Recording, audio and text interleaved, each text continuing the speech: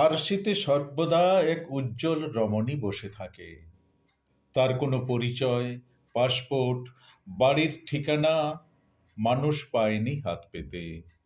অনুসন্ধানের লোভে মূলত সর্বতোভাবে তাকে পাবে বলে অনেক মোটর গাড়ি ছুটে গেছে পাহাড়ের ঢালু পথ চিরে। অনেক মোটর গাড়ি চুরমার ভেঙে গেছে নীল সিন্ধু তীরে। তারও আগে ধসে গেছে শতাধিক প্রাসাদের সমৃদ্ধ খিলান। হাজার জাহাজ ডুবি হয়ে গেছে হোমারের হলুদ পাতায়। আরশির ভিতরে বসে সে রমণী ভ্রু ভঙ্গিতে আলপনা আঁকে, কর্পূর জলের মতো স্নিগ্ধ চোখে হেসে বা না হেসে নানান রঙিন উলে বুনে যায় বন উপবন, বেড়াবার উপত্যকা, জড়িয়ে ধরার যোগ্য কুসুমিত গাছ।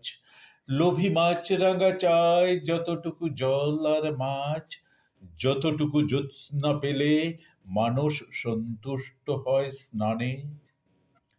স্নানের ঘাটে সে নিজে কিন্তু তারও স্নান চাই বলে অনেক সুইমিং পুল, কার্পেট বিছানো বেডরুমে, অনেক সুগন্ধি ফ্ল্যাট, পার্ক স্ট্রিটে, জহুর তল্লাটে, ডানলোপিলোর ঢেউ ডাবল বেডের সুখী খাটে। জোনাকি যেভাবে মেশে অন্ধকারে সর্বস্ব হারিয়ে, প্রভাতে সন্ধ্যায় তারা সেইভাবে মিলেমিশে হাঁটে। বহু জল ঘাঁটাঘাঁটি, স্নান বা সাঁতার দিতে দিতে মানুষেরা একদিন অনুভব করে আচম্বিতে যে ছিল সে চলে গেছে নিজের উজ্জ্বল আরশিতে।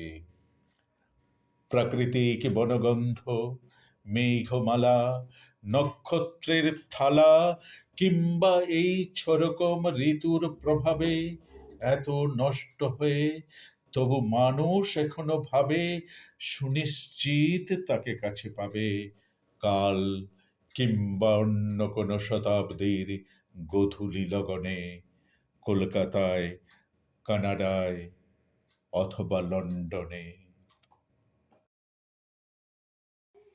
নমস্কার।